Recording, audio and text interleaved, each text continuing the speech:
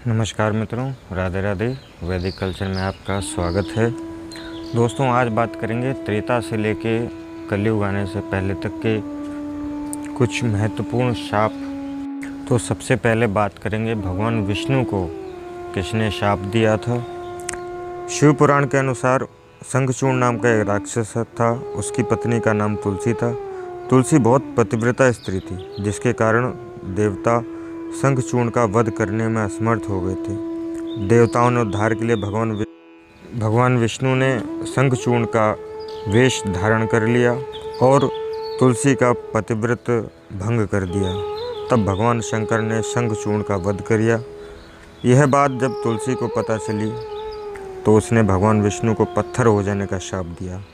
इसी शाप के कारण भगवान विष्णु की पूजा अब शालिग्राम शिला के रूप में की जाती है। और दूसरे बड़े शाप की बात करेंगे।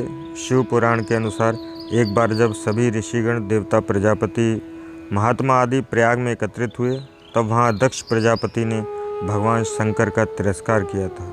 यह देखकर बहुत से ऋषि मुनि ने दक्ष का साथ दिया था। तब नंदी ने उन सबको शाप दिया था कि दुष्ट ब्राह्मण स्वर्ग को ही सबसे श्रेष्ठ मानेंगे तथा क्रोध, मोह और लोभ युक्त निर्लज्ज ब्राह्मण बने रहेंगे।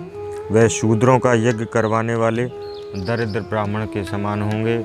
ये नंदी ने ब्राह्मणों को शाप दिया था, जिसके कारण आज भी जो है ब्राह्मणों को काम, क्रोध, लोभ, मोह से ग्रसित देखा जाता है। आगे बात करते हैं। दक्ष ने चंद्रमा को भी शाप दिया था।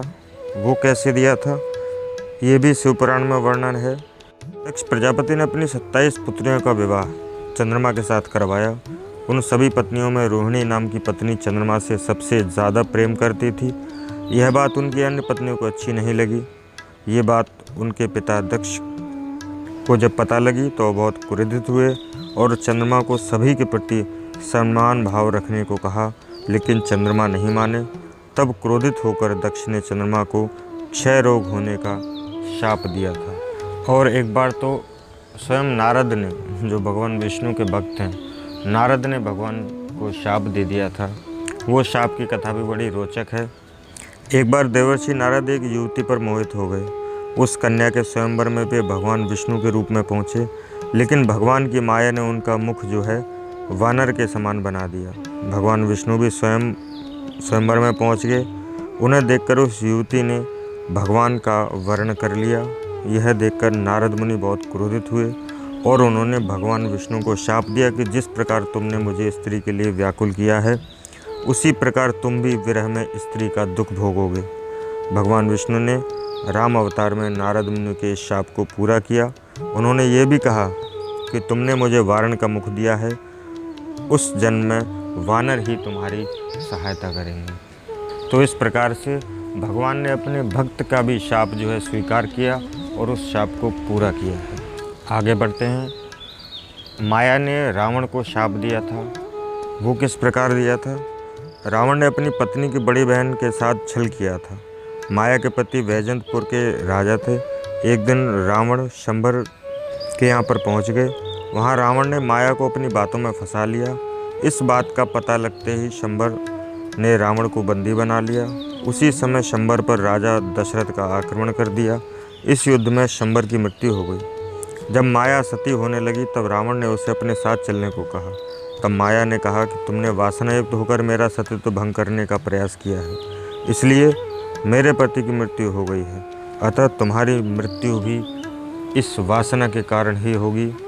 ऐसा माया ने रावण को शाप दिया, जिसके कारण आगे चलकर उसने सीता का हरण किया वासना से युक्त, और भगवान श्री राम ने उसका उद्धार किया। आगे बढ़ते हैं। राजा दशरथ को भी शाप लगा था कि वो पुत्र मोह में जो है अपने प्राण त्याग देंगे। एक बार राजा दशरथ शिकार खेलने के लिए वन में गए और अनजाने में उन्होंने एक ब्राह्मण बालक की हत्या हो गई उनसे। जो ब्राह्मण बालक था वो श्रवण कुमार था। आप सभी जानते हैं, उनके माता पिता के लिए श्रवण कुमार पानी लेने गए थे।